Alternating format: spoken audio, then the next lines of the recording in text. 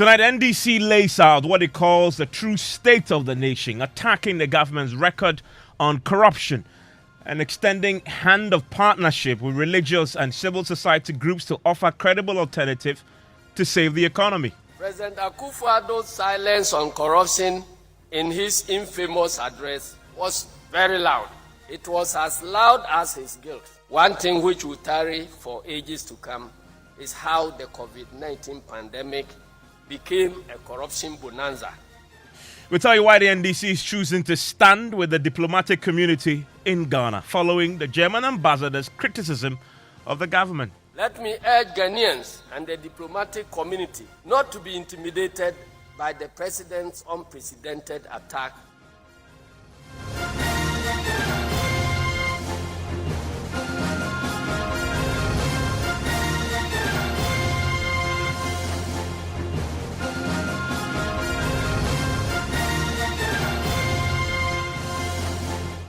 This is Top Story with Evans Mensah.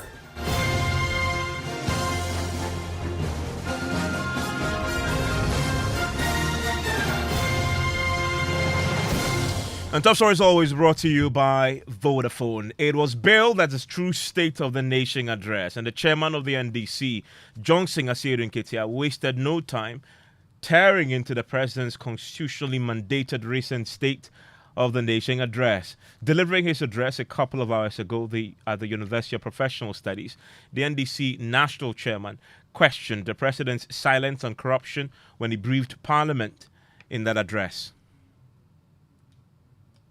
President Akufo-Addo's silence on corruption in his infamous address was very loud.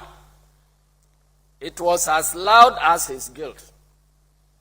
Evidently, corruption has defeated his family and friends' government. My brothers and sisters, President Akufo-Addo's misguided declaration that nothing dishonorable was done with the COVID funds adds to the litany of failed attempts to conceal the rot that has left many scandalized.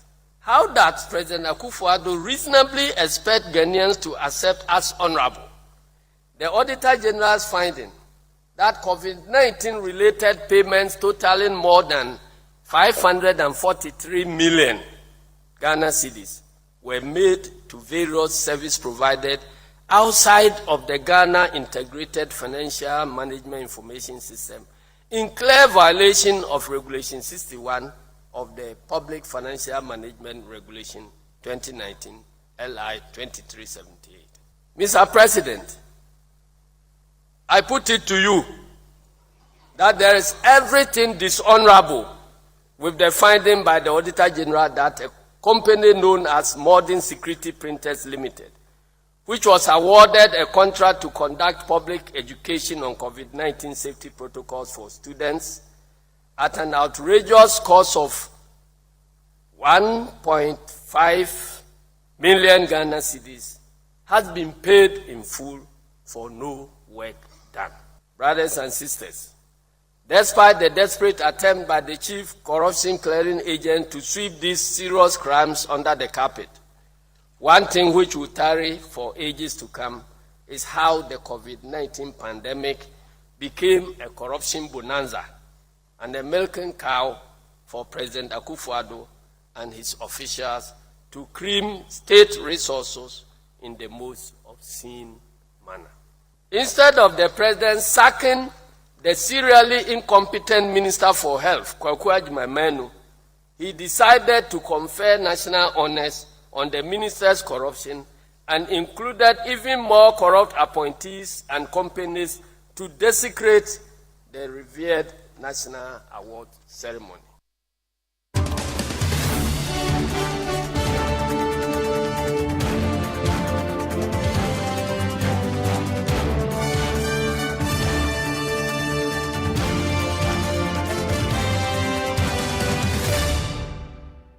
Well, we're interrogating a few of the issues that the party laid out today as part of its true State of the Nation address delivered by the chairman. One of the key things that the NDC sought to challenge was the president's claim that the current economic crisis was down to the COVID crisis and also Ukraine. There is no gainsaying the fact that the coronavirus pandemic affected all countries in the world, including our next-door neighbors, Benin, Togo, Cote d'Ivoire, Burkina Faso, and Nigeria. Whereas these countries manage their resources prudently, thereby recording deficits below 8% and debt to GDP ratios of below 65%, the Akufo-Addo government borrowed excessively and spent recklessly for election purposes, thereby recording a disastrous deficit of 15.7% and a debt to GDP ratio of about 80% in 2020. It is instructive to note that in the year 2020, when COVID was at its peak, all our neighbors recorded a budget deficit of less than 8%. Burkina Faso recorded a deficit of 5.7%. Cote d'Ivoire recorded a deficit of 5.6%. Nigeria recorded a deficit of 5.8%, and Senegal recorded a deficit of 6.4%. But Ghana alone recorded a deficit of 15.7% because of the reckless election-driven expenses and wastage the Akufo-Addo Bawumia NPP government engaged in. My brothers and sisters, did COVID-19 affect Ghana any more than it did to our neighbors? How come none of these countries are recording inflation rates of over 50% like Ghana? How come none of these has defaulted on their debt repayments?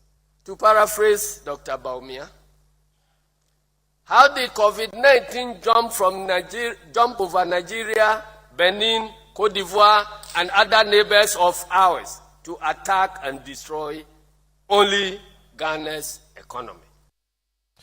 Let's bring in my parliamentary correspondent, Kweku Asante, who sat through this address by the NDC. Joins us on the line right now. Kweku, the party has also been challenging several claims by the government on a host of issues, from the road toll to the National Cathedral. Hello, Kweku. Okay, we seem to have lost Kweku on the telephone line. That will get him back. He sat through that and a few things that we'll interrogate. Plus, also we would also look at some of the key issues that the NDC had said. You remember that diplomatic row that erupted the last time the German ambassador had spoken and criticized the government when it came to the subject of the size of the government. Well, the NDC took a side today. We'll tell you which side that was. And Kweku is back on the line. Kweku, you were detailing for me, if you may, what the issues were when it came to descriptions that the Asiedu Nketi had deployed to describe some of the claims made by the president and his government over the last few years as a scam. Indeed, Evans, the party lists an exhaustive and elaborate list of issues that have come up under this government. They talk about the National Cathedral. They talk about a host of other serious governmental policies that government has decided to roll out, for which it thought will turn the things around in the country and better the lot of the ordinary Ghanaians. And Asiedu Nketi sort of went through all of them and received the chorus from the onlookers and the audience, who all of them chanted as scam any of the items that he listed. Let's take a listen. Ghanaians have come to realize that the claim by the president that he knew how to revive a dead economy was a scam. Quote, "We are a proud nation. We are not going to IMF." Was a scam. "There will be no haircuts." Was a scam. The promise to build 88 district hospitals within a year was a scam. Agenda 111 project was a scam. The promise to abolish road tolls was a scam. The promise to convert toll booths into modern, ultra-modern public toilets on our highways was a scam. The claim that there was a global shortage of childhood vaccines was a scam.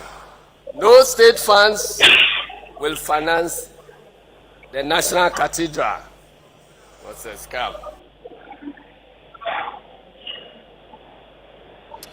There you have it, the national chairman of the NDC there. And by the way, Kweku, talk to me also about this diplomatic row that we know was started when the German ambassador criticized the government based on its size at the time when government was asking the European Union to help it not only forgive part of its debt, but also help it negotiate with China. The NDC took a stand today.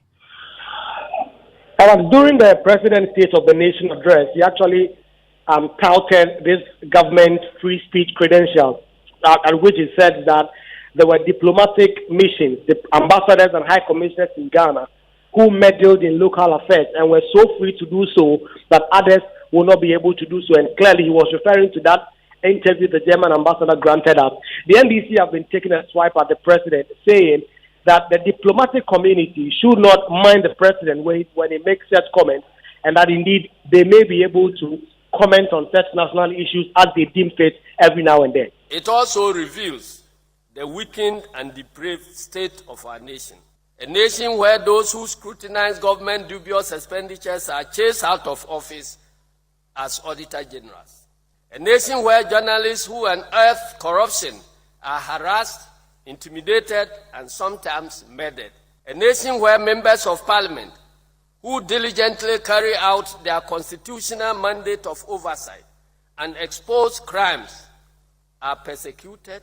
And a nation where those who fight corruption are fought back and are even described as terrorists by the courts. The Anas Arimeyao Anas.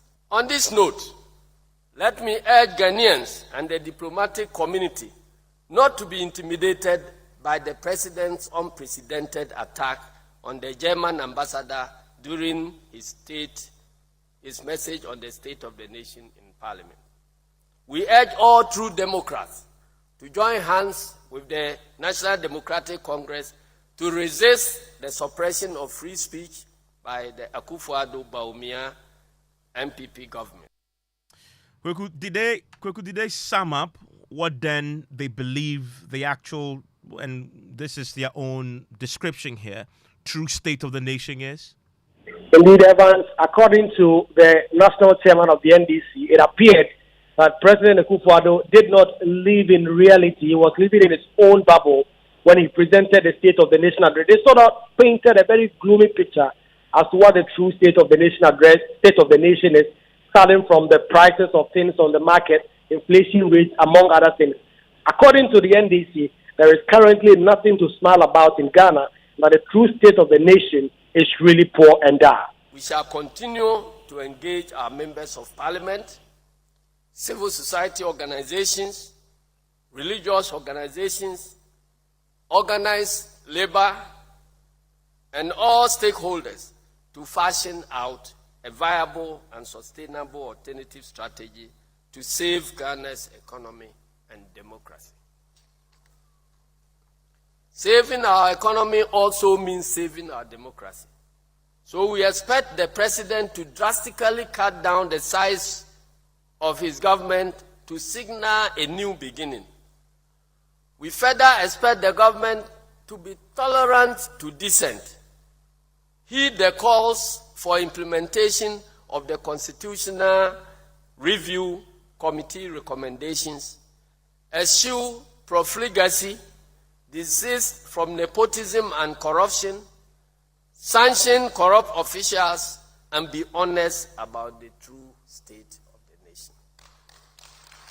My brothers and sisters, it is obvious that President Akufo-Addo, who continues to revel in the largesse of high office, does not appreciate the present-day reality of the Ghanaian people.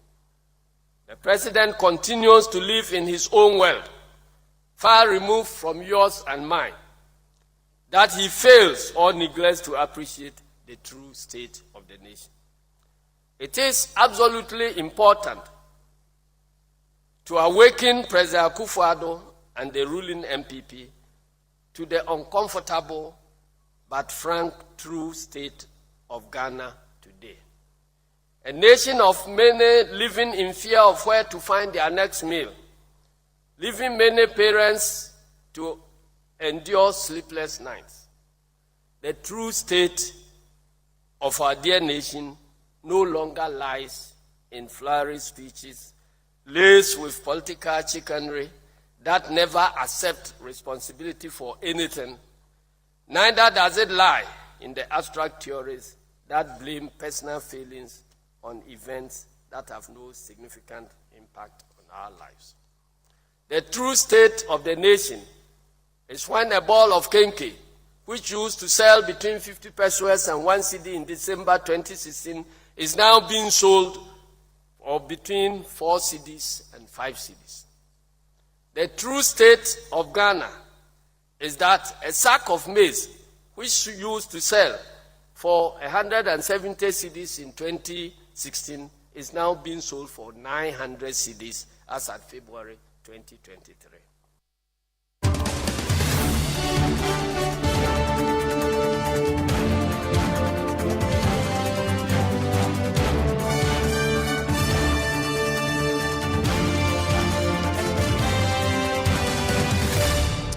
Let's interrogate a few of the things we heard from the national chairman of the NDC now. The National Communications Officer of the party is Sami Jemfi, and he joins us on the telephone line right now. Mr. Jemfi, thank you for your time here on Top Story. Thanks for having me, Evans. So, really, what's the point of this, what you call true state of the nation, when your MPs in Parliament have spent almost 2 weeks thoroughly debating it? Well, debating the message on the state of the nation presented to Parliament by President Akufo-Addo is one thing, but actually presenting a counter narrative that factually paints the right picture of where the country currently finds itself is another thing, and that is the responsibility of the opposition. As you know, the NDC is the only viable and credible alternative to the government, and I believe the next government in waiting. And so when you have a president who goes to Parliament to peddle falsehood about the state of our country with the aim of misleading the nation and the world at large, then it behooves the opposition to set the record straight, put things in the right perspective, and provide the people with the right information. That the time allotted members of Parliament on the floor of the House to debate and address may not be adequate enough to deal with. And so that was the purpose. So that is the reason why we held this true state of the nation address. So you believe what the president presented a couple of weeks back was in the true state of the nation, but we had a president who admits we are in a crisis. No, the president, yes, admitted that we are in a crisis, but he was not truthful about the factors that have landed us in that crisis. He sought to totally blame the crisis we have on our hands on external factors such as COVID-19 and so on. And that, we all know, is completely false. And so we clearly had a responsibility to the nation to set the record straight because, Evans, as you do know, way before COVID-19 struck, our economy showed serious signs of challenges. Before COVID-19, the Ghana cedi had depreciated by 13% to the dollar and over 15% to the euro. Our cedi was performing very poorly, such that the government set up a 40-member committee, which excluded the chairman of the economic management team, to investigate the reasons for the depreciation. Before COVID, our public debt had ballooned from 120 billion in 2016 to 225 billion Ghana cedis as at March 2020. And our debt servicing amount had moved from 11 billion Ghana cedis to 37 billion Ghana cedis, constituting 91% of our tax revenue. So before COVID, our debt position was not in good shape. In fact, debt to GDP had worsened from 56% in 2016 to close to 70% if you added the ESLA and Dacha debts and other hidden debt, and so on. So the claim that we were doing so well, we're on a very good economic trajectory before COVID hit our shores, is completely false. I mean, you say it's completely false, but the president isn't alone in making that assertion. We are looking to the IMF to save this economy. The IMF's managing director, Kristalina Georgieva, herself says, quote, "We recognize that we are in a world in which exogenous shocks more often than before hit innocent bystanders. Ghana has been working towards good policies for quite some time, and the COVID-19 and the Russia-Ukraine war hit, and that significantly undermined Ghana." That is the IMF boss. Well, Evans, I recall a few months ago you doing a story on this very show, Top Story, about what the country director of the World Bank, Mr. Pierre Laporte, had said about the state of Ghana's economy before COVID struck. I'm sure you remember that. Yes. When the World Bank country director said emphatically that our economy was facing many severe challenges before COVID struck. You see, you need to appreciate the difference in the posturing of the IMF when a member country has not applied to them for a bailout, and when, vis-a-vis when a member country applied to them for a bailout. Currently, we have applied to the IMF for a bailout. We are more or less a client, you see. So they cannot say anything that jeopardizes the debt restructuring and bailout we are seeking from them. And that is why they will be very diplomatic in their language, contrary to when we have not applied for an IMF bailout. What are the facts? The facts shows clearly that before COVID-19, government was spending recklessly, so much so that the budget deficit, which is a measure of how responsible every government is in its expenditure all across the world, had exceeded the acceptable threshold of 5%. In 2018, we recorded a budget deficit of 7.5%, and 7% in 2019. The government was already being reckless before COVID struck. In any case, we have had in excess of 30 billion Ghana cedis as windfall revenue to manage this COVID pandemic. According to the Auditor General, only 12 billion cedis of this amount was spent on COVID-19. So, Evans, if we had 18 billion Ghana cedis more than what we needed to manage the pandemic, then commonsensically, the pandemic cannot be blamed for where we are today, because we have had more than enough to mitigate the debilitating impact of the pandemic and to support our economy. In any case, as our national chairman and leader said in his true State of the Nation address today, Ghana is not an island. COVID, for God's sake, was a pandemic. It affected all the nations of the world, including our neighbors such as Togo, Benin, Cote d'Ivoire, and all that. None of our neighbors are experiencing the kind of crisis we're experiencing in Ghana. For example, none of them are implementing a domestic debt exchange, as we are doing currently in Ghana. None of them are imposing cruel financial haircuts on their citizens, including pensioners. None of them have been downgraded to below junk status and have been locked out of the international capital market. None of them are doing an inflation rate of more than 50%. None of them. Okay, so why Ghana alone? The difference is that whereas these countries manage the resources they had from COVID judiciously to support their economies and their people, the Akufo-Addo Bawumia MPP government was rather reckless in its expenses in 2020. And that is why we recorded an unprecedented budget deficit of 15.7% when our neighbors were doing budget deficits of less than 8%. This is the gospel truth, and we all know that. So, Evans, clearly, President Akufo-Addo doesn't want to accept responsibility for his own feelings.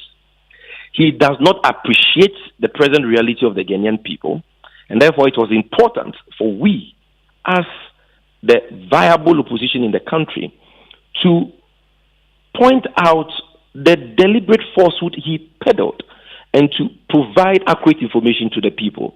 Look, he claims that his government has spent a large chunk of its borrowed funds on roads. Today, as the national chairman explained, nothing could be further from the truth than that statement from the president, because the fact shows that his government has had access to over 820 billion Ghana cedis in the last 6 years as total revenue, 820 billion. Yet they have spent a paltry 1.6% of this amount on roads and a paltry 6% of this amount on infrastructure in general, meaning that they failed to invest these huge resources, but rather wasted them mainly on consumption. So the problem we are going through is self-inflicted. It is the product of selfishness, recklessness, and waste. That is where we are today. And until we speak this truth to our duty bearers and force them to accept their failings and force them to change direction, I am sorry that we are not likely to see any significant improvement. Yeah, I mean, so you've laid what you believe to be the true state of the nation. I mean, you are a government in waiting. What is the NDC's alternative once you believe you've diagnosed the real problem as we have it currently? Did you lay out any, and what is it? Can you bullet it for me? The first and most important alternative we have for the people of this country and for the consideration of this government has to do with the need for us to reset our priorities as a people. The waste, the needless expenditures on misplaced priorities, Evans, is just too much. How can we, in these difficult times, where we cannot even provide basic vaccines to protect our babies, be employing over 333 political appointees at the presidency? How can we be spending 350 million Ghana cedis on a so-called national cathedral, and after spending over $58 million on that so-called cathedral, all we have to show for is the biggest pit in the whole world? How can we be wasting the taxpayers' money? In 9 months alone last year, 59 million Ghana cedis was spent on the so-called operational enhancement of the president. Another 50 million cedis was spent on common car tires and batteries in only 9 months. Another 4.8 million cedis, that is some 48 billion old Ghana cedis, was spent on just one cabinet retreat. For God's sake, you don't have to be an NDC member to know that we are on the path of destruction. Because if you fail to live within your means as a human being or as an institution, if you fail to cut your coat according to the size of your cloth and spend on the things that actually matter, you end up as a bankrupt person or as a bankrupt institution, like Ghana has ended up as a bankrupt country. You've asked your members of parliament, and you're fundamentally talking about government reducing its size and reprioritizing. You've asked your members of parliament to save our democracy by staying in the House and fighting for that. What's the status of that? Because you've spoke to some of the MPs who believe that, the campaign period that you've asked them to suspend, others are on the ground and making it difficult for them to keep that directive and honor it. Is the parliament is, from what I understand, is rising next week. Is the MPs still directed to stay, and how are you dealing with the concerns that some of them have raised? Yes, as you may recall, the directive for all our MPs to avail themselves for all parliamentary sittings is supposed to last until the end of this month. And so the directive is still in force. It has not yet come to our attention that other non-MP aspirants are breaching the directive we have given. If anybody brings that to our attention and same is supported with evidence, as we indicated in that directive, we will ensure that appropriate sanctions apply to all such persons, because our MPs are the only hope we in the NDC and Ghanaians at large have now. They need to be present in the House to hold the feet of this government to the fire of accountability. And we do not think that our internal primaries should disrupt our gallant members of parliament from this very important national exercise. We salute them and want to encourage them to continue the sacrifices they are making, not just for the NDC, but for the entire nation. Sami Jemfi, thank you very much. And Sami Jemfi is the National Communications Officer of the NDC. Well, the MPP says they will not respond to this for now because they are also preparing a formal response of theirs. And I pretty much believe you, who live the actual state of the nation, have a view on this. You've heard the government State of the Nation address, their version of it. Now you're hearing the NDC's version of it. What is your version of your own reality? Send me a WhatsApp, 05511119997. Newsnight starts right now.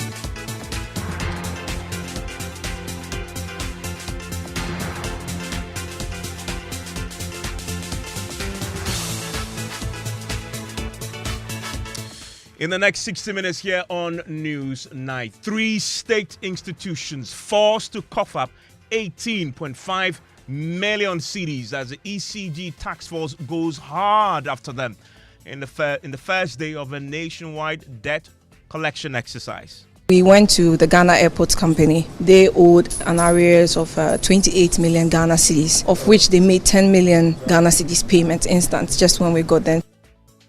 We have details as the tax force storms Parliament, the Ghana Airport Company, and the state broadcaster GBC, all of whom hold the ECG significant sums. Also tonight, safety experts question the Vice President's directive to return traders to fire-ravaged KGTL market, putting a scheduled week audit of firefighting controlling systems on hold, and the safety of traders in jeopardy. A fire of that magnitude, I would have thought they should have allowed at least minimum 72 hours for an audit to be done and to find out where the shortfalls were and then resolve them before the market is opened.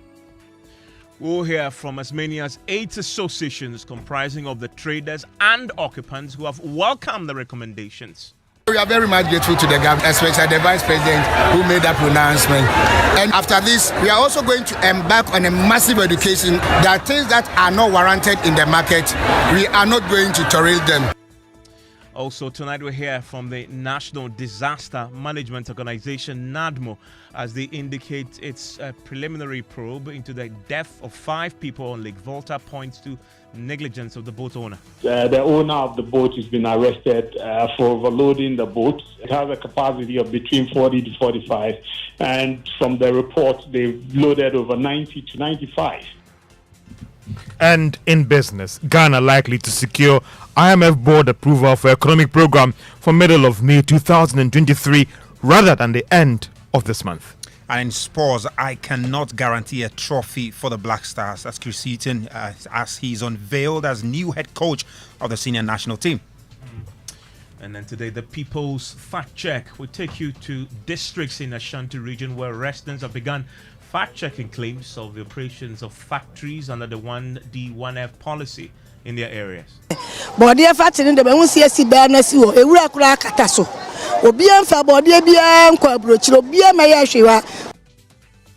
Stay with us for details.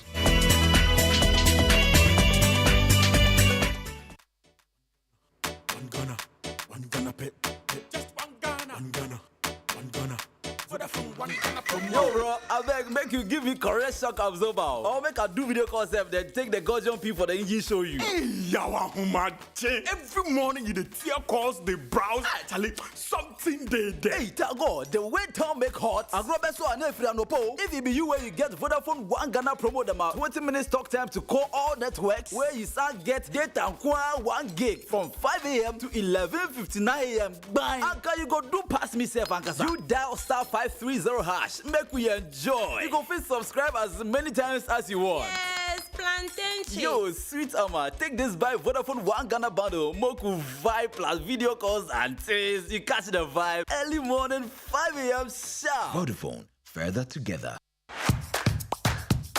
Your life is about to get better with great savings. Get the best appliances you can ever find and save big with the Samsung Super Sale happening now in all CompuGhana showrooms nationwide. From now to this Sunday, enjoy up to 40% discount on any Samsung home appliance you buy. Visit any CompuGhana showroom or shop online at www.compughana.com now. For enquiries, call 030-275-2020. And you're still live here on News Night. It's on Joy 99.7 FM. And tonight, 3 state institutions have been forced to cough up as much as 18.5 million cedis they owe the Electricity Company of Ghana after the ECG stormed their premises as part of a nationwide debt collection exercise to recover as much as 5.7 billion cedis owed by customers. The amount is part of a total of 46.9 million cedis owed by Parliament, the Ghana Airport Company Limited, and the state broadcaster, the Ghana Broadcasting Company, now GBC. The 3 state-owned institutions were visited today and owe the ECG a total of 46.9 million cedis. You can listen to the manager of external communications at the ECG, Leila Bubakari, who spoke to journalists after the exercise. Force is the one that is in charge of our state-owned enterprises, the ministries, departments and agencies under the ministry. And so we have been going with them today. We visited Parliament House. They were owing about 13 million. They've committed to paying 8 million by close of the 8.5 million Ghana cedis. We saw evidence of that. And then we went to the Ghana Airport Company. They owed an arrears of 28 million Ghana cedis, of which they made 10 million Ghana cedis payment instant just when we got them. So we're giving them 48 hours to make the full payment. And now we're here at the Ghana Broadcasting Corporation. They also owe in arrears about 6 million Ghana cedis. And so they have explained to us that because of the way they run their operations, they wouldn't be able to cough out the money for us instantly. They've had some discussions with their minister, the Minister of Information, and then the National Media Commission, together with the Ministry of Energy. And there was some sort of agreement last year. However, ECG's point is that there hasn't been any movement on the debt that is remaining. They have explained to us that they have a system. They are going to get some money and then pay because they have to find innovative ways of coming up with the money. And so we've been given permission to leave them for now for 48 hours. We need to see some movement on that 6 million Ghana cedi debt. 18.5 out of about 46 million. Is that satisfying for your first day? Not satisfying at all, but I believe I've actually received pictures of the staff on the ground because, it's a whole all hands on deck approach we're using. So in Tema, we've received photos of disconnections happening in residences. We've received photos of them visiting some of the industry in Tema, and they are being disconnected.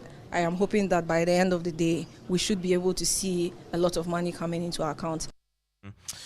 Well, that's the Communications and External Relations Manager at ECG, Leila Bubakari. While my colleague James Aveji traveled with the ECG team when they went to the ground, and this wasn't all smooth sailing.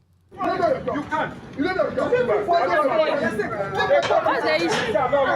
Security man also in your security man. And James joins me in the studio right now. What is it that we're hearing in the background? So, Evans, that was the premises of the Ghana Airport Company Limited. When we got there, the security personnel on the grounds wouldn't allow us first entry to the place, and then later they would not allow us to film anything at the premises. They say that our presence there, they call it an invasion into their premises because they didn't have any notification that we will be coming there to conduct any exercise. And so it became a bit of a scuffle between the media as well as the security personnel on the ground, drawing the attention of managers of the Ghana Airport Company who came, spoke to us as well as the ECG, and then that initiated a meeting between the two parties, the ECG as well as the Ghana Airport Company, which lasted for about some 10-15 minutes when the ECG came back to tell us that they have agreed to pay. They have actually paid 10 million out of the 18 million Ghana cedi. And so what you heard there was the agitation between the media as well as the security personnel at the Ghana Airport Company Limited. So this is a Ghana Airport Company. We know Yes. they are serial defaulters when it comes to paying ECG bills. And then you went to Parliament and then also GBC. I guess there were no incidents there to report. But in each of these places, at Parliament, it was the same issue, just that it didn't resolve into any form of confrontation. When we got there, we were told that we don't have to film anything in the premises of Parliament. but And the ECG officials had access to the parliamentary, I guess, authorities to have a discussion about the debt. Exactly. And same with GBC as well. With GBC as well. And so for the two other places, there was not any form of confrontation between the parties involved, except the Ghana Airport Company Limited. When is it resuming? We are resuming tomorrow. It's actually a 1-month exercise, and so we are resuming tomorrow. Just for clarity's sake, the National Task Force team, which led today's operation, is part of the other operation teams, and so they are designated specifically to the state-owned enterprises. And so tomorrow they will resume to visit to the other state-owned enterprises who are owing the Electricity Company of Ghana. Okay, yeah, thank you very much, Abaji. Let's bring in now Manager of External Communications at the ECG, Leila Abubakari, joins us on the line right now. Leila, thanks for your time here on Newsnight. Thanks for joining. Thanks for having me. Sorry. So today you collected 18.5 million. See, that's a significant amount. This money, has it hit your account already? It's significant to you because you wish it was in your account. Oh, yes, in of course. ECG's account is less than a drop because our target is 5 billion Ghana cedi. So 18 million, it's nothing. But I'm hoping that at the end of the day, what will come into the account of ECG would be significant enough for us to announce to you guys later. I mean, so what it meant was the agencies you visited, Parliament, GBC, and Airport Company, they had money and they were waiting for you to visit them before they make payment to you. I mean, that must come to you as a surprise, even yourself. Well, I'd say that for Parliament, for instance, they had signed some checks but hadn't made the payment. The reason why this was so, we still haven't ascertained that, either probably because they didn't take the checks to ECG offices to make the payment, or probably they were expecting some officials from ECG to pick the checks up. I don't know how their payment arrangement had been before now, but they had signed about 3 checks or so since last year that had not been paid into the accounts of ECG. They showed these checks to us, and then we went ahead. They re-signed new checks for us right there, but we do not receive checks anymore as a company. And so we had to show them the process of paying the checks into the account. For Ghana Airport, the moment we got there, they gave us a seat, and after about 30 minutes, we were called that they had made a transfer of equivalent of $1 million into the account of ECG, and that they were going to make the rest of the payments in the next few days. With GBC, they have an arrangement, or they say they had an arrangement with the Ministry of Energy and the Ministry of Information. I think last year when they were disconnected for about 2 weeks, the two ministries sat down and then had an agreement. Some of the debt was cleared off. The remainder is what they are still looking at how to pay for. So right now we've given them about 48 hours. That's all our bosses have given us time. And so we'll be going back to the premises of Parliament, of GBC, and of Ghana Airport to retrieve the rest of the money. And so they have 48 hours to pay the rest. And then from what I understand, collectively they owe you 46.9 million cedis, correct? Yeah, approximately that. So in 48 hours' time, you expect that they will pay up the entire 46.9 million cedis to you? Exactly. Okay. Did they indicate that they can find this money to you? Did they, when you told them they have 48 hours to do this? What was your response? No, when it comes to these things, the answer is never straightforward. There are always processes that every organization, especially the state-owned organizations, there are processes they have to go through sometimes to get some of these payments approved. And sometimes they can take more than a day. So some of these reasons are thrown at us so that they manage our expectations. But then we're also telling them that you have exceeded the time for which you were supposed to pay. By PRC regulations, we are to disconnect you, and then we can have a discussion later. Because if that power has been given to you and you haven't paid for it, it means we are just running at a deficit, which is not good for our business. And so we'd rather take you off the grid so that you stop consuming, and then we can talk about the amount that you owe us. So really, we shouldn't be giving anyone any breathing space, but we're just being nice and, trying to understand their processes as well. So 48 hours, I think, we would have done very well. And whatever processes that they need to go through should have checked out by then. So in 48 hours, bottom line, if they are unable to still pay at that time, you will disconnect them? The task force has a very clear mandate and very strict instructions from the managing director because he's under fire. He's not taking any reason. So today, even at GBC, they didn't want to leave because the instructions were clear. They had to make a few calls and get some approvals before they left. So it's going to be like that for all the agencies. And we have pre-informed everyone that we are coming after you. If you know you owe us, just do the needful right now and pay before we get to your doorstep. I mean, at least two of these agencies appear to be serial defaulters. I remember very clearly last year you disconnected the airports company. It was big news. And then Parliament as well, if I'm not mistaken. And yet they haven't still paid. And aren't you being too charitable, especially when they have a track record of just defaulting, even when you've disconnected them before? Yes, I think that on the value chain of the electricity supply, we're all being charitable, from the generators to some of us, the distributors. I think that it's what has caused us where we are now. And the fact that Gridco is being owed several millions by ECG. Gridco owes other people. ECG owes several IPPs. Everyone is being charitable, and it's not helping at all. So now the MD, Mr. Dubik Mahama, is saying, it's time for us to act as a business. If it was a private business, no one would run it the way it's being run. We need to change our attitude about some of these things. And it's more or less a simple business model we're running. We buy electricity from these generators, and then we sell as retailers to the consumer.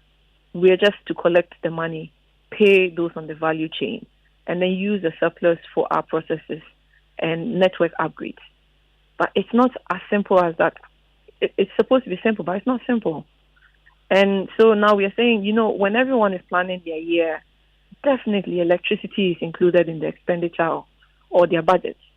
This time, we're expecting everyone to pay. If you don't pay, we are taking you off the grid. Straight up, no negotiations, nothing. Because a lot of people say ECG is inefficient and incapable of collecting your bills here and there. And it's just not nice anymore that we sit back and allow all these things to happen just because we're being... There's a big question around sustainability of this measure that you've begun. And I recollect, as I just mentioned, that when you disconnected Airports Company last year, again, it was part of another nationwide disconnection revenue collection exercise. And obviously, the fact that you're back to them negotiating again means there wasn't a follow-through. What's the guarantee that this time this is sustained over a period until you get all your 5.7 billion cedis you owed? Well, last year's one was a little bit different. It was a moratorium that we put around that. We knew that people were owing us. We didn't want to, disconnect people without notice. And so we gave our customers about 1 month to make payment. And then we went in to do these disconnections.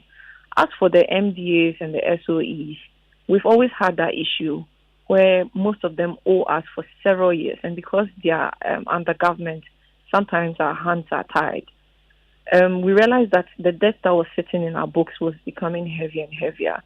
It was becoming harder for us to, get it off. And so stricter measures had to be taken. So last year, we began the operation, which went really well. So this year, we are looking at, okay, how many more can we put on blast? And, because a lot of people try to protect. And I don't know, I think I heard you talking about the Ghana airport situation. Today we went in peace. We were just there to take our money. And it turned into a very unnecessary scuffle. I was telling the gentleman that this is not how it's supposed to be. You've made a payment and we're about to leave. You are worried that the media is going to put out your name there. But the best thing for you to have done was to pay the bill. If you have the money, pay the bill so that it doesn't have to get to this. So the sustainability of this will also depend on how much we are able to collect today. By today, I mean this in exercise that's running for a month. And then the continuity of it. We already have the systems in-house. We have a revenue mobilization team that has been instituted for a very long time. It's just not being as enforced as it is now. It's not as empowered as it is now. But with the new MD very solidly behind the team, there's so much confidence in everyone who is working in ECG that if you owe me, I have the right to collect the money so long as it has exceeded the 30 days that we have agreed on that you should pay.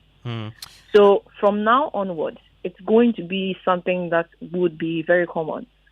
You would see us at your doorstep, especially if you're postpaid. Usually the prepaid don't have any problem. It's only those who have bypass that we have problems with. But the postpaid, we are coming after you if you don't come and pay your bill. And we've made it easy by giving you different avenues. There's a power app now. You can sit at home and pay. You can dial *226# and make the payment. You can go to a mobile money agent and make the payment, or you can present a check at the bank. So the avenues are there. And so who is next from tomorrow? Which agencies are you visiting next? And the question keeps coming up, why don't you simply fix these agencies with prepaid meters so you just stop spending fuel and time going chasing the money? Yes, we are going to also, that will be one of the phases we'll be tackling next. For some facilities, they cannot run on prepaid. For instance, the hospitals. It will be detrimental to them, especially if they do not buy enough credit and there's a critical surgery or something life-threatening happening in their lights go off. And so for some of these sensitive institutions, we allow them to use the postpaid. For Ghana airports, for instance, their runway always has to be lit up. So we are considering a system where we look at different sections of the facility where there has to be a postpaid meter. We would meter it separately. The theater areas and the main halls, the runway, for instance, will all be postpaid. Then the prepaid meters would go to the administrative blocks and other places where they can do without electricity if we do come after them, or if they are not able to buy their own credit. Thank you very much, Leila. Leila Abubakari is the Manager of External Communications at the ECG. I want to bring in Dr. Steve Mateo now. He's the Policy Analyst and Campaign Coordinator at the Integrated Social Development Center. Very key when instrumental in the process of restructuring ECG when we were attempting to bring in a concessionaire. They studied ECG work quite extensively and joins us on the telephone line right now. Dr. Steve Mateo, thanks for your time here on Newsnight. So you've seen this approach. To be fair, we've had this before. You just had the ECG manager stress that this will be sustained. Your reaction? Hello, Dr. Mateo.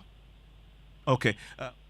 Get Dr. Mateo's thoughts on this right now. And by the way, this attempt to get the monies and recover isn't only affecting state institutions. It also will be affecting private users, consumers of ECG as well.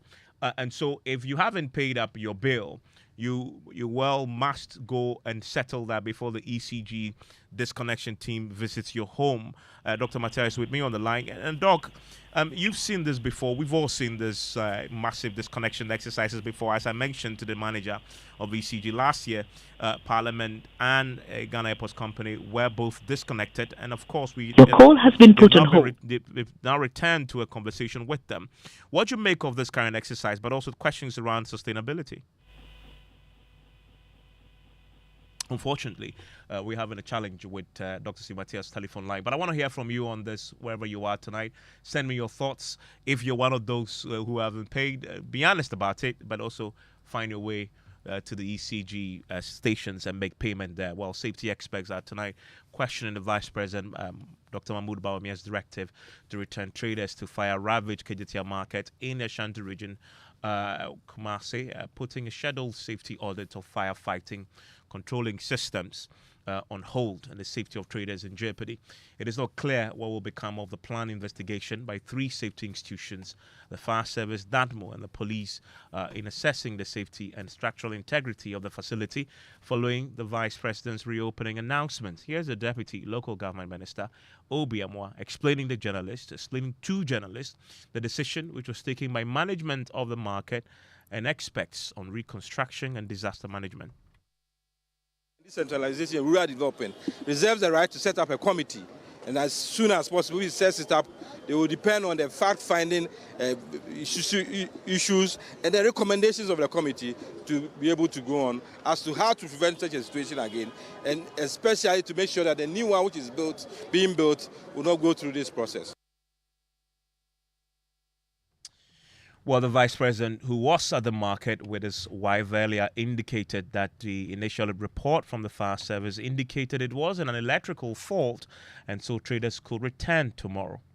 The Nissan Fire Service for any NADMO for say about saying Adeti na Ejai Eba what church the brother said, Omo investigation, Omo Shifemo, Omo who said, Obi Nia Adriani, I want the show. Now, Otto, Oriane gas, Sir, Oona, a general, a shares, Obi Nia Adriani, I want the show.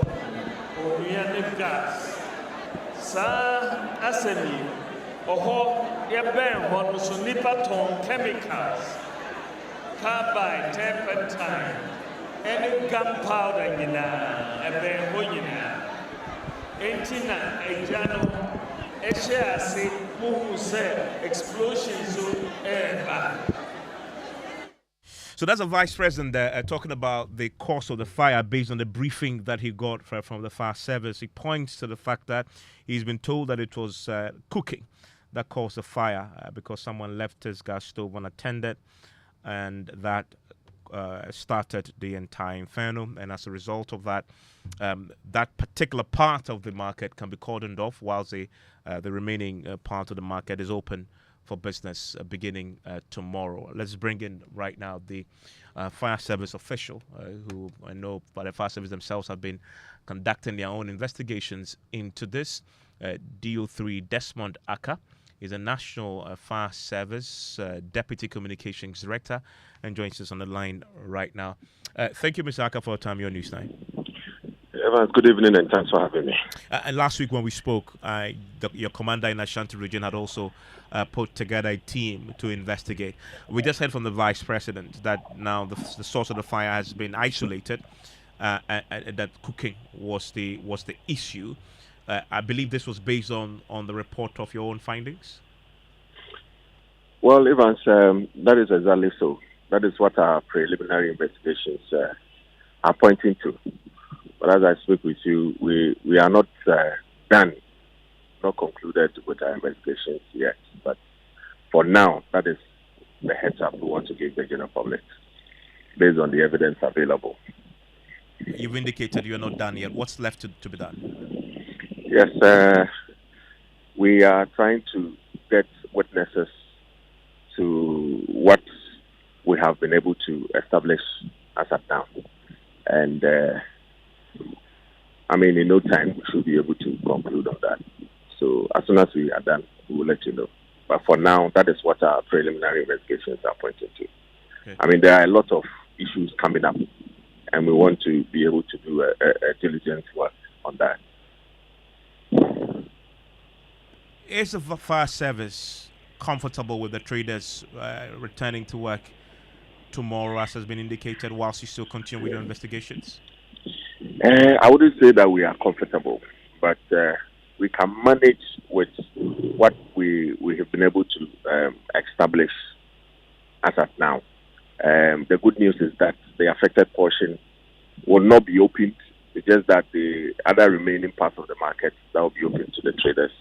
We are still in talks with the management to get the other requirements as with respect to the detection system, the firefighting systems working, so that in the event of any foreseeable fire incident, it will be able to be deployed to function perfectly.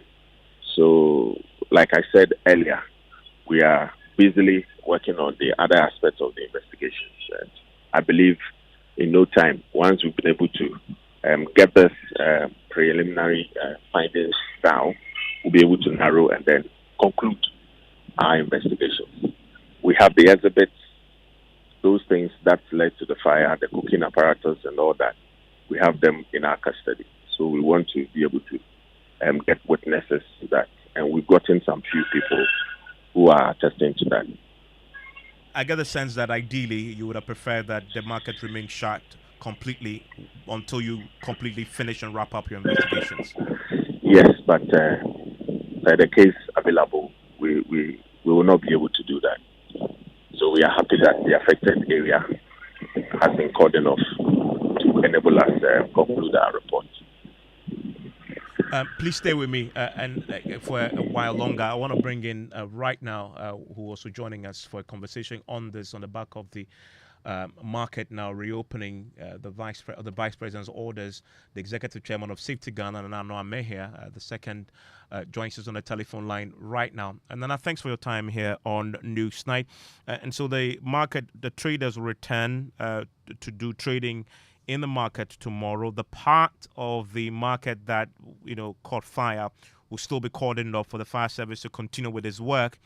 The fire service says, yeah, they can work with that. Of course, ideally, they would like this entire market to be closed down. What's your take on the approach that the state is adopting, trying to, I guess, accommodate the concerns of the traders, but also continue with investigations? Evans, it's been a long while. Let me say good evening to your cherished and discerning listeners. In Ghana, all too often, we look at other people's interests and we ignore the right measures or safety measures in place before we do things. I'm not a great fan of centralized markets. KGTI is not one of my my favorites. That we have markets instead of having satellite markets that people can go in and out easily. But all said the opening of the market should have waited for at least for the audit to have been concluded and found out what control measures that can be put in place to forestall the fire reoccurring again. Those who are agitating that they want to go to the market and do their trading, it's for their own interest that the right measures are put in place before they go to the market. And they said common events cast their shadows. Now, this market fires that have happened in Kumasi so many times, this is just the tip of the iceberg. If the right thing is not done, what will happen next? Fortunately, this time around, there were no fatalities. But if the right measures are not put in place and people rush and agitate to go back, and of course, the politicians, they always want to do things to please the electorate. So they will say, yes, go ahead. But if you go and then the fire outbreak happens again, who is going to suffer? Well, I heard that apparently the fire that it was speculated to be electrical fire was not electrical fire, but apparently it was gunpowder that caught fire because somebody was cooking. Is that right, Evans? Well, the fire service officer is on the line with us, yes. And he can just stay with me. He can confirm that. He confirms that yes, they tracked this to cooking, but Mr. Aka, was this fire accelerated because of the existence in that proximate area of gunpowder? Hello, Mr. Aka. Hello, Evans. What was gunpowder in the proximity of this cooking that may have escalated the fire? Yes, I understand that during today's store, one of the shop owners was identified to have been selling gunpowders and materials like that. And he was referred to the police to take charge. So, like I said the last time, segregation in the market is also an issue that we are still engaging the market management to look at.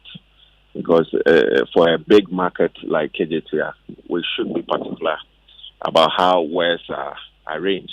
Because even in the olden time central market, we used to have segregation of wares that you could even find where clothes are sold, other merchandise are also sold. But in this case, it seems we are back to square one. I mean, anybody who is ready to pay for a shop is given access, and whatever he or she wants to sell is allowed. And that is really what led to the escalation of this particular fire. So I believe that the committee working on the circumstances and on the report on the incident will capture all these important details so that the right control measures are put in place. In the meantime, the market still remains without a fire certificate. Yes. We cannot renew their certificate because of what we have already outlined, like their existing fire protection systems and firefighting systems are not actually functioning the way we expect them to. So not until those things are done, there's no way we are going to renew their certificate for them. Nana, there you have it. Yes, but Evans, how do the fire service allow a market that has not been certificated to operate? It never happens anywhere.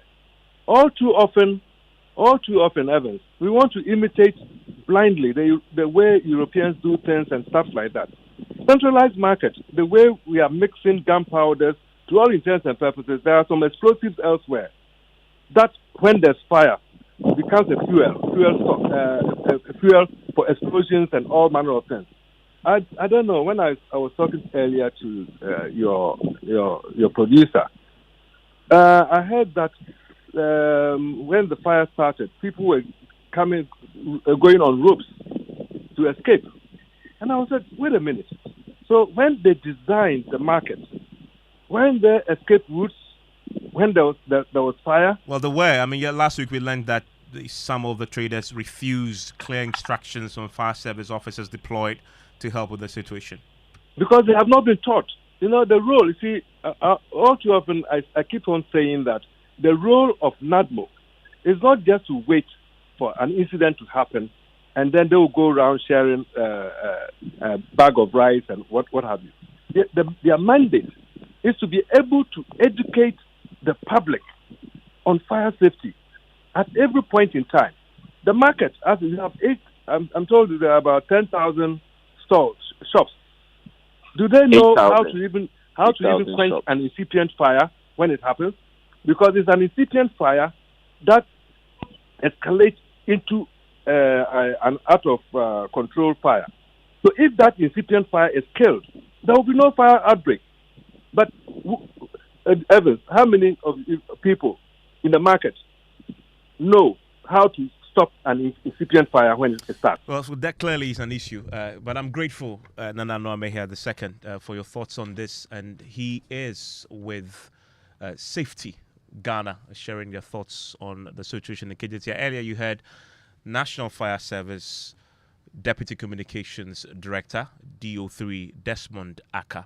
You're still listening to News 9 on Joy 99.7 FM. And George Yaffe is here with the very latest from the world of business. When we return, we'll hear from NADMO. As it says, its initial probe into the death of 5 people on the Lake Volta points to negligence of the boat owner. Stay with us.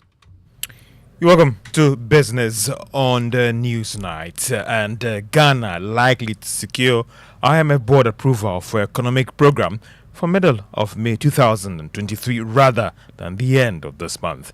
And all oil marketing companies can now sign up onto the Go for Oil program after the markets regulator reviewed the requirements. The business news on Newsnight is brought to you by MTN Business. Welcome to the new world of business. Allianz Life and Ghana Pay. Mea me tycoon. Hey, see the plenty money you are carrying this early morning. Charlie, e-levy asemu. E-levy do what? As for you, you wait and listen to all the information before you start carrying money up and down like we are in 1995. The e-levy there, it has come. But you know MTN will always find a way to sort you out. Sort me out, Sese. Oh, so you don't know that when you transfer money between your personal accounts, cash in and cash out at agent points, buy airtime or data, pay bills, receive remittance from abroad, or even pay taxes, there are no e-levy charges? Hey, we are sure. Listen, there are a number of transactions you can perform with your MTN Momo that are not affected by the e-levy tax. And there's even more, Remember, your first 100 Ghana cedi transfer for the day is free too. Hey, na me anymore. Now, dear, you know. There are a number of transactions you can perform with your MTN Momo that are not affected by the e-levy tax. So keep enjoying the security and convenience with MTN Momo and make payments on the go with MTN Momo. MTN.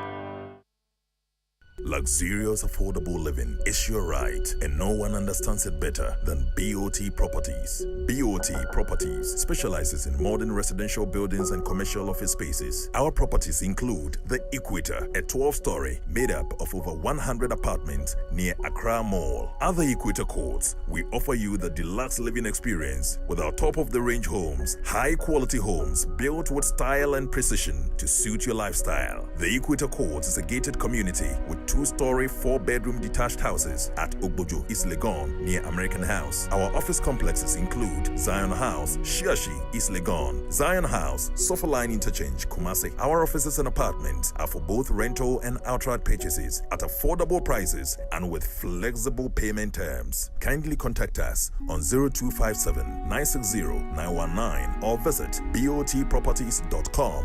BOT Properties, the new meaning of affordable luxury. Son, we are so proud of you for setting up this hospital. I really love those hospital beds and waiting chairs. By the way, did you import them? No, Dad, I didn't. I actually got them from Kindle Books and Stationery right here in Ghana. Wow. We also bought our office supplies, safes, executive desks and chairs from Kingdom, and they gave us expert advice on how to set up our office. Guys, that makes 3 of us. I also got our sofa and bedroom sets, plus our dining hall furniture for our new home from Kingdom. Wow, Mom, that makes 4 of us. I usually get my stationery items from Kingdom. And my teacher also mentioned that our classroom furniture was provided by Kingdom. So there you have it. Whenever you're thinking about setting up an office or acquiring furniture for your home, etc., Kingdom Books and Stationery should be your first point of call. With over 40 years experience in the industry, we stock and supply a wide variety of globally sourced office and home furniture, stationery and equipment. Visit our head office, Osu Akwaje, or our office near the Osu Stadium. We're also in Tema Community 1, opposite Olam SHS, Kumasi KNUST campus, UCC Cape Coast, and now at the Marina Mall, Airport City. Or call us 0302 764101, 764209, or 762792. Visit our website www.kingdomgh.com. Keys. What could be simpler than a key? Who doesn't have a key? A car key, an office key, a drawer key, but there's one key that rules them all. The house key, the key to a place we call home, the key to the home where everything comes together, the key to a home that is our own, a home where we make life happen with our families and loved ones. Adoha has been working hard for over 30 years to make home ownership within reach for many. Say yes to property with Adoha. Your dream home is one call away. Your dream home is a few clicks away. Visit our Accra project, The Place, by calling 030-2789-757. You're welcome back to Business on Newsnight. Now, Ghana is likely to secure an IMF board approval for its economic program from the middle of May 2023 rather than the end of this month. Now, this is what Joy Business has picked up from persons with knowledge of the current negotiations with the fund.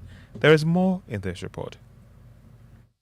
The fact that Ghana may not be able to meet all the required preconditions for it to secure the IMF board approval for the country's economic program. This includes reaching a deal with all its creditors on the debt restructuring, as well as getting their buy-in to fully participate in Ghana's program with the IMF. There are also concerns that Ghana may not be able to pass all the revenue measures needed before the end of this month. Now, Even if the program is ready today, it may need about 6 weeks to go through all the IMF departments, which is a requirement before it is submitted to the IMF board for approval. Ghana must also go through the African department to get a slot for an IMF board approval. Based on the current calendar of the IMF, Ghana is said to have lost out on getting the board to sit in April to approve its program. Well, looking at how things are structured at the IMF, it is more likely that Ghana may get the program from the middle of May 2023. But government insists it's working very hard to submit its program to the IMF board by the end of this month. That is a business tech report. Well, some investment analysts and economists are downplaying any negative impact of delayed program approval on the economy by the IMF board. They argue that most investors have already priced the risk that Ghana may not get the deal by the end of this month, despite government insistence that it's working to submit the program by the end of this month.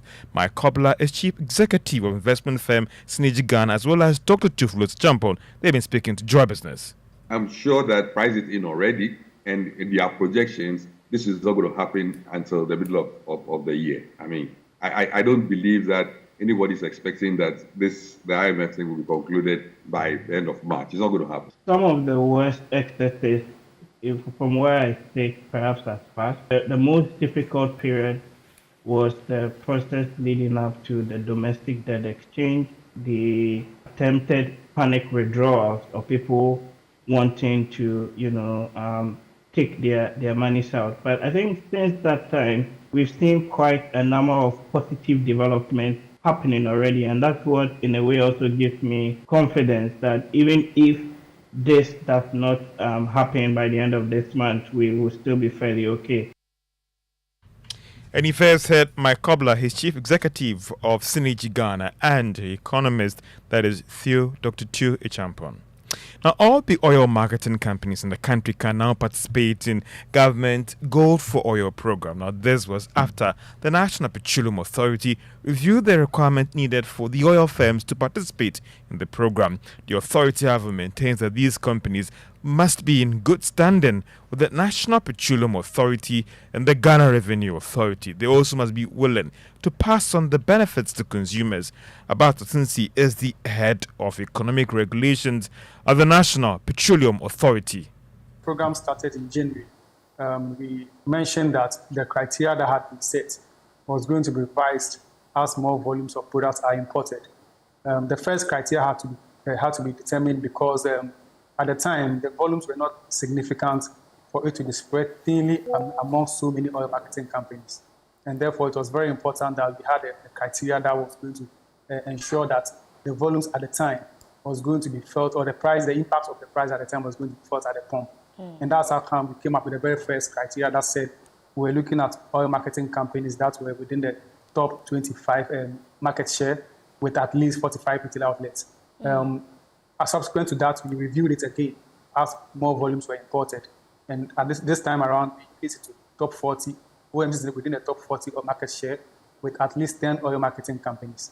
But if you've been following, you notice that more cargoes have been imported under the program. And therefore, there's no need to now have a criteria that limits the number of marketing companies. And as we speak now, we've opened it up to all oil marketing companies. Like you mentioned, the only criteria we are looking at now is that you must be in good standing. Abbas Tatunti is the head of economic regulations at the National Petroleum Authority. Now, Unilever Ghana says it is committed to working with other interested organizations to improve dental care in the country. Officials of the company disclosed this at the launch of a campaign to encourage people to take steps to improve their oral health and introduction of a tele-dentistry service. Osatu Obuvuan is the category manager in charge of oral care at Unilever Ghana. We have started our tele-dentistry service. We know that access to dentists is one of the key barriers that prevents people from going to actually visit a dentist. So we have decided to do what we're calling bringing the dentist closer to the consumer. And how we have chosen to do this is to make it possible for consumers to access dental consultation via their mobile devices. So you can have a conversation with a dentist, either digitally or virtually, and you can get information on how to take care of oral health problems that you can deal with at home. Now, if you're not able to do at-home care, then the dentist will recommend that you visit a dental clinic. Category manager at Oral Care Univ Ghana, Osatu Ubovuwan, and to the stock market. If you're an investor in Funlock, you lost 18 pesos, and now the value of its share that you're holding is 1 Ghana cedi, 62 pesos. And that's all for business on Newsnight. Thank you very much, George. Let's do sports, and it's been a big day at the GFA. We have the outdooring of our new coach, and his name is Chris Hughton. When is his first game? On Thursday against Angola, and he has already started training with the Black Stars. Had training with some 8 players of the Black Stars at the Craft Sports Stadium earlier this afternoon. But at the unveiling, he actually said that he cannot guarantee a trophy for the Black Stars. Well, Hughton says he will, however, be committed to building a side that will be competitive for every fixture and tournament. At the same presser, he called on Ghanaians to support him and the team, especially in the qualifiers on Thursday. There is not one coach, head coach or manager that would sit up here and guarantee a trophy. There is not one, because we cannot guarantee anything. What we can guarantee is that we will work as hard as we can to put a team together to create the right tactics, the right mentality, the right personnel to put ourselves in the best position to do that. And firstly, that comes with qualification. So we will work as hard as we can. So that's Chris Hughton there, and he also called on Ghanaians to support the team. And even, of course, that support starts on Thursday when the Black Stars take on Angola at the Barra Sports Stadium. Is it friendly? It's an AFCON qualifier, actually. That's yes, a big game. Yeah, big game. And game. I think 4 or 5 days later, we'll go to Angola to play the second leg of that game. Okay. But 8 players have already arrived in camp, and he had training with them at the Craft Sports Stadium. Antoine Semenyo, Andre Deayu have all arrived in Ghana, and of course the training will continue. And on Wednesday, he will have a pre-match conference before the game on Thursday. At least he's been honest with us. I can't guarantee you a cup, but I'll make sure that I build a team that will be difficult to beat and very competitive. Yeah, absolutely. Wish him all the best. Thank you very much, Ms. Bao. Now, residents in some districts where there are supposed to be factories under government's one district, one factory policy have started fact-checking claims by government on that policy. Government has spent close to 1.7 billion cedis on the policy since 2017, but some of the companies supposed to receive funding says they've received absolutely nothing so far. Here are excerpts of the second part of our hotline documentary, One District, Some Factories, produced by Richard Kudonyako. Like the Central, Eastern, Volta, Western, Greater Accra, Western North, the Oti region, and many other regions we have covered in this documentary, the Ashanti region is no exception. Here, many of the factories that are captured in the records of the One District, One Factory Secretariat under the Ministry of Trade and Industries as factories that have been completed and operational were not so. If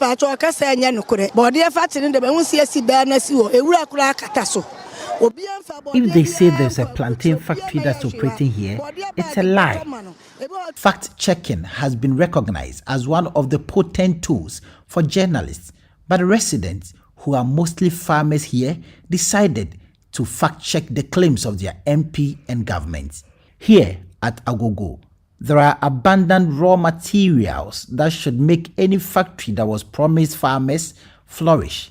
But the farmers here say there is no factory to cater for their needs, contrary to the claims by the MP for the area. Plantain factory no say yesi awia baby omso omusi no ehon ye nam ekwafuo ye ntise mfidie bi esu. If they have indeed said that there is a plantain factory that's operating here, it's not true, because that's the same route we take when we are going to farm.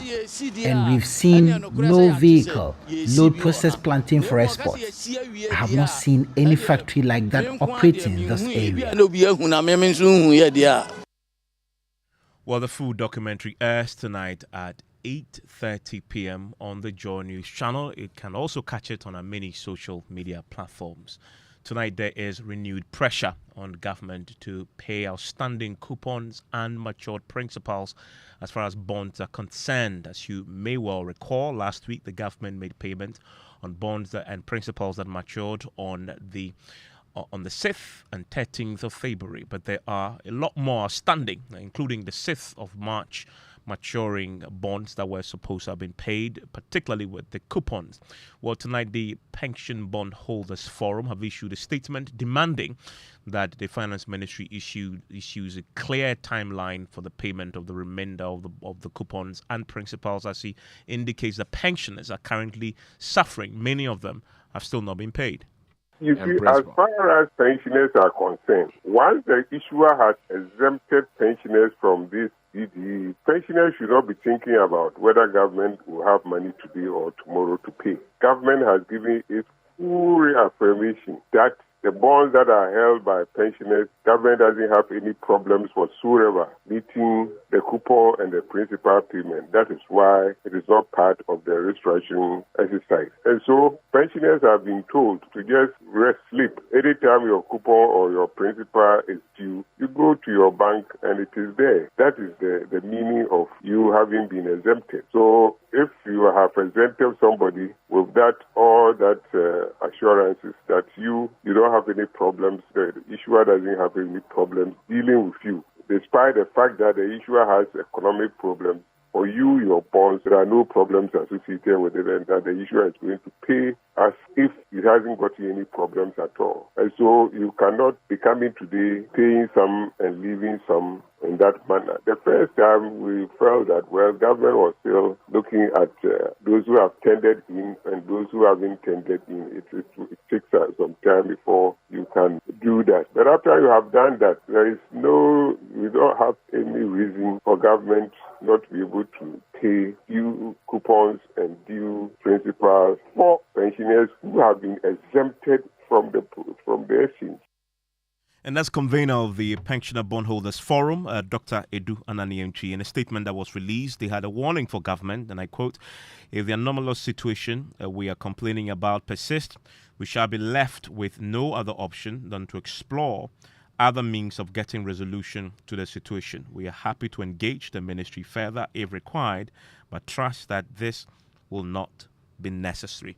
And that's a view there from the Pensioner Bondholders Forum. So live here on Newsnight on Joy 99.7 FM and to our Ghana Man series now. And there's a myth that people from northern Ghana are strong and very resilient, which has largely been attributed to how they are, just imagine that, how they're bathed at birth. Whether it's a myth or real, the people of the area believe the combination of herbs and bones and other things combined in bathing the child makes them strong, healthy, and protected spiritually. In our Ghana Man series today, Martina Bugri takes you to the northern region where we get to understand why the people there believe this works. Culture, they say, is unique to each region, tribe, or group of people. These beliefs transcend generations and are held dearly by the people.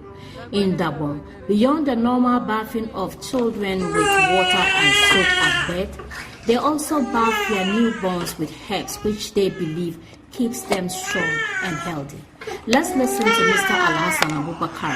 He explains how it is done. Face the world. The other one is the culture and tradition, yes, where we use herbs. And in this case, there are so many reasons that we do that. One is for spiritual reasons, so that the child grows up to be more spiritual. One other reason is for the normal killer disease.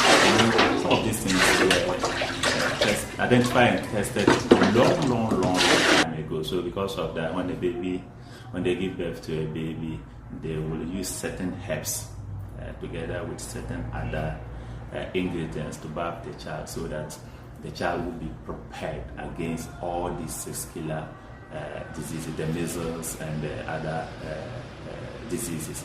Mr. Al-Hassan also talks about the health aspects of why they bath these children with herbs. It's believed that, especially for male babies, the baby to grow up to be very strong, so that the child can fight well, the child can protect the family, the child will be the head. So for that matter, he needs certain preparation towards life. And such preparation comes with bathing the herbs. So there's a special herbs. Please go close. I want the shots. Especially the very close child, so that the child grows up to be very strong, healthy, to protect the family. Does it work? Exactly. So apparently it works after all. So now you know why people of northern extraction are believed to be that strong and very resilient. Ghana Mat series continues. You can find the story on myjournal.com and across our many social media platforms as well. Up next is Playtime is Over. And guess who's talking about this? It's Nana Ansah Kwao, and it's on That's My Opinion. You want to stay with us for that and more, all here on Joy 99.7 FM.